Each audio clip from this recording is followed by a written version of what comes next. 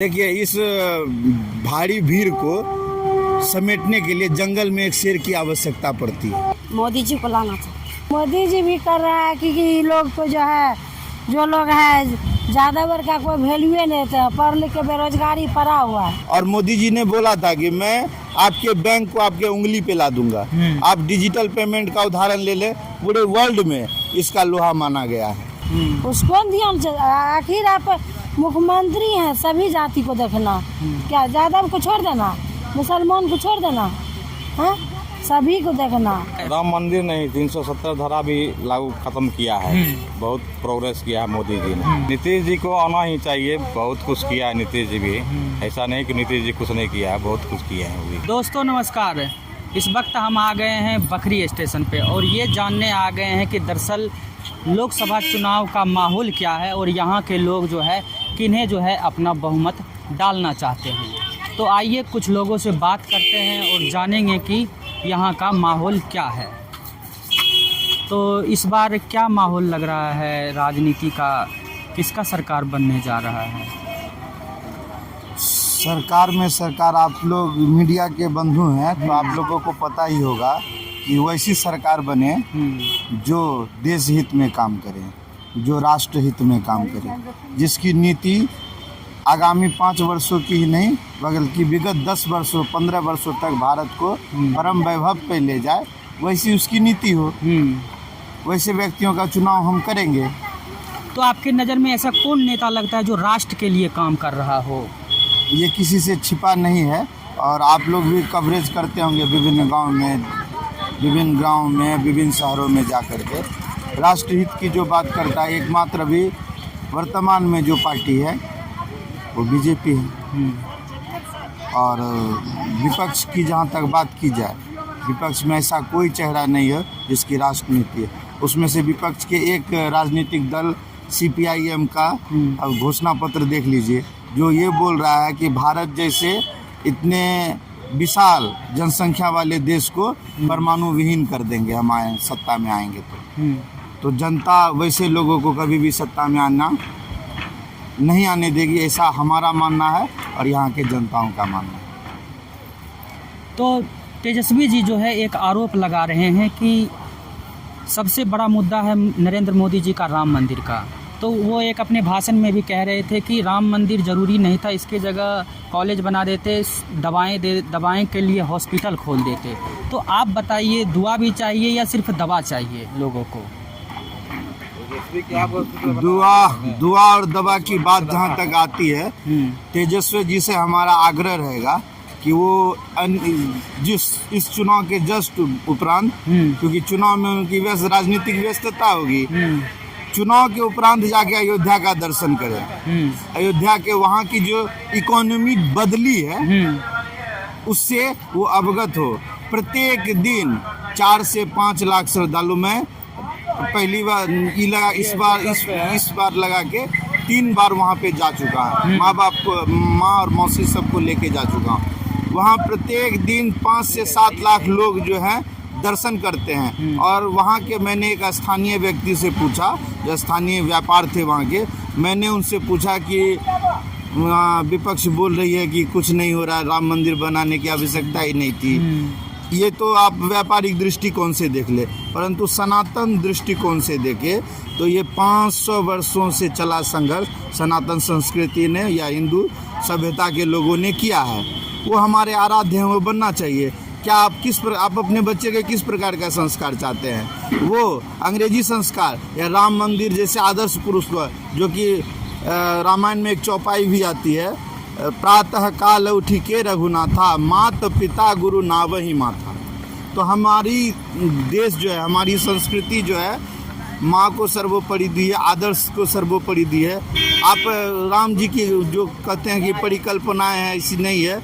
ऐसा किसी भी अन्य धर्म ग्रंथ में नहीं लिखा हुआ है जो एक पिता के आदेश पे वो जो है सारा राजपाट छोड़ करके 14 वर्ष का वनवास चला गया। एक विषय। दूसरी विषय रही बात अस्पताल की बात रही, तो वो भी तो कितने प्रॉपर्टी के मालिक हैं, करोड़ों की प्रॉपर्टी है तेजस्वी यादव के पास। एक आध प्रॉपर्टी पे बना देना अपना एक अच्छा वर्ल्ड क्लास हॉस्पिटल बना, जब वो वर्ल्ड क्लास मॉल खोल सकते हैं, एक वर्ल्ड क्लास हॉस्पिटल बना दें वहाँ, जहाँ हजारों की, एक तो उनकी ज़मीन है नहीं, ज़मीन के लिए संघर्ष किया हिंदू महासभा ने, आरएसएस ने, बजरंग दल ने, यानी संघर्ष में शामिल हुए नहीं। अगर कुछ हो रहा है तो उस पर आरोप लगाना। एक और भी आरोप लगा रहे हैं कि मोदी जी डर गए हैं, एक तानाशाह की तरह काम करते हैं और विपक्ष को जो है लगातार जेल में डालने का काम कर रहे हैं हमारे नरेंद्र मोदी जी। देखिए, इस भारी भीड़ को समेटने के लिए जंगल में एक शेर की आवश्यकता पड़ती है। आपको क्या लगता है कि बिना व्यक्ति को अनुशासन में लाने के लिए एक तानाशाह की आवश्यकता है? ऐसा मैं मानता हूँ। विपक्ष, कल तक विपक्ष कहाँ थी जब 15 दलों को मिलकर सरकार बनती थी? मुलायम अलग, मायावती अलग, बिजू पटनायक अलग, डीएमके अलग, विभिन्न राजनीतिक दल अपने अपने रोटियां सेकते थे। अब आवश्यक है भारत जैसे विकसित राष्ट्र को एक अस्थिर और एक अस्थायित्व सरकार देने के लिए। आप जिस जगह कवरेज कर रहे हैं वहाँ से 25 किलोमीटर दूर आप चले जाएं, विभिन्न तरह के हाईवे का निर्माण हुआ है, अलग अलग कनेक्टिविटी से जोड़ा जा रहा है। काशी, अभी कल के ही मैं अखबार में पढ़ रहा था कि गोवा से ज़्यादा पर्यटक काशी पहुंच रहे हैं। काशी कॉरिडोर है, काशी विश्वनाथ कॉरिडोर है, आप महाकाल लोक चले जाइए। तो धार्मिक आस्था का जागरण हुआ है और साथ ही साथ बहुत सारी चीज़ों में विकास हुआ। अब और मोदी जी ने बोला था कि मैं आपके बैंक को आपके उंगली पे ला दूंगा। आप डिजिटल पेमेंट का उदाहरण ले लें, पूरे वर्ल्ड में इसका लोहा माना गया है। ऐसा कोई विजन नहीं है। मेरा एक अपना जनता के तौर पे मानना है कि तेजस्वी यादव हो या मुलायम सिंह के बेटे वो क्या नाम है, अखिलेश यादव हो, या फिर आप चले जाओ उधर ममता बनर्जी के जो भतीजे हैं, ये सभी को बनी बनाई सत्ता मिली है, सिर्फ उसे उठा के खाना है। वो जनता को एक भोजन के रूप में ग्रहण कर रहे हैं। उसको न कभी देश हित से मतलब रही है, न कुछ से मतलब रहा है।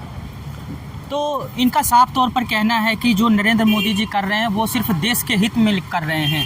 अगर राम मंदिर भी बनाए हैं तो जो वर्षों पुराना मामला था उनको जो है क्लियर करने का जो है काम किया, वैसा जो है राहुल गांधी जी ने नहीं किया। वो जो है राजनीति उसमें अपना खोजते थे और लगातार खोज भी रहे थे, इसीलिए जो है राम मंदिर का फैसला आने में देरी हुई। जब हमारे प्रधानमंत्री जी आए तो सबसे पहले यही काम जो है करने का काम किया। और जहां तक तेजस्वी जी आरोप लगा रहे थे कि राम मंदिर की जगह हॉस्पिटल खुलना चाहिए, तो इन्होंने जो है उनका जवाब दे दिया। तो एक बार अपना नाम बता दीजिए। मेरा नाम अमित कुमार है, घर बता और घर मेरा सिमड़ी बख्तियारपुर पर है। बहुत बहुत शुक्रिया अमित जी। क्या कहना है? राम मंदिर नहीं, 370 धारा भी लागू खत्म किया है। बहुत प्रोग्रेस किया है मोदी जी ने, बहुत कुछ किया मोदी। 370 से आप बताइए बिहार में कुछ असर पड़ा है, समाज में कुछ असर पड़ा है? बहुत असर पड़ा है। हाँ। बहुत असर पड़ा है।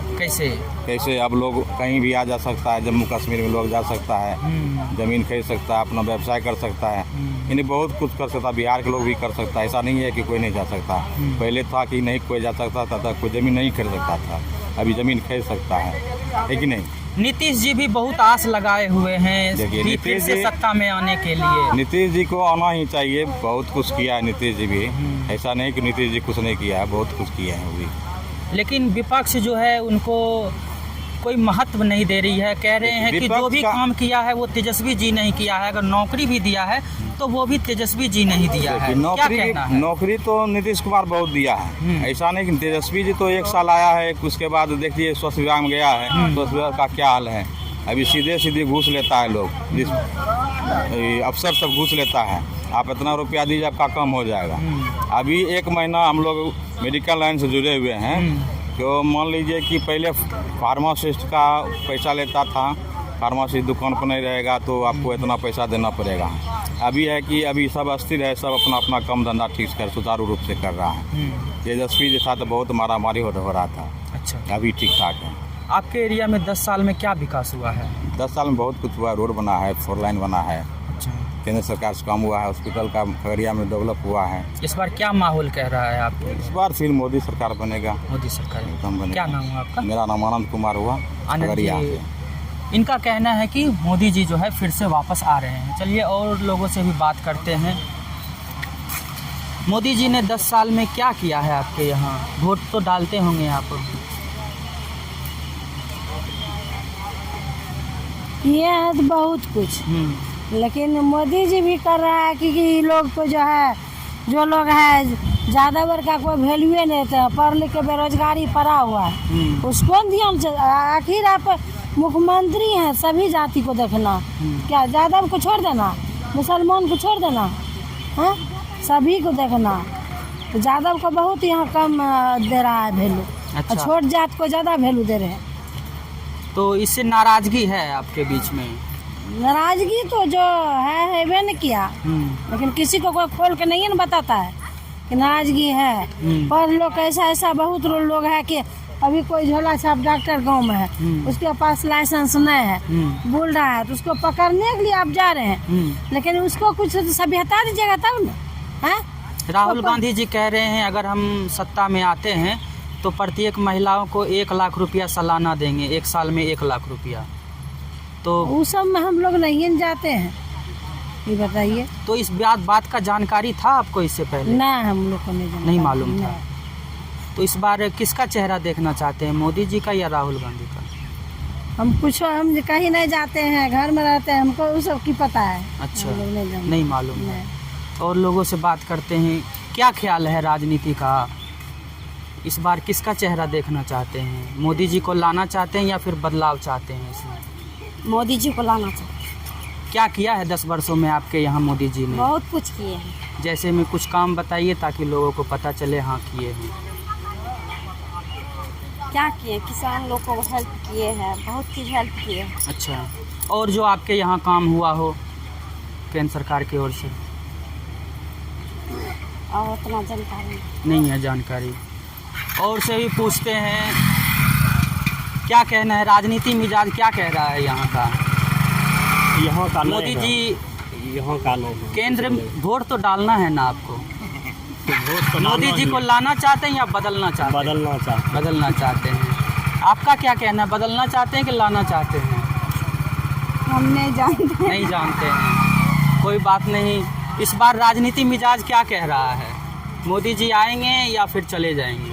मोदी जी को पता नहीं, लेकिन गिरिराज सिंह जरूर यहाँ चले जाएंगे। गिरिराज सिंह? हाँ। क्या आखिर ऐसा काम किया जो उनको भगाना चाहते हैं? काम नहीं किया, काम काहे करेगा वो? अच्छा, काम नहीं किया। धर्म को लेकर तो वो बहुत क्या धर्म लेकर अचार बनाएंगे कि जिंदा रहने करेंगे, धर्म लेकर क्या करेंगे?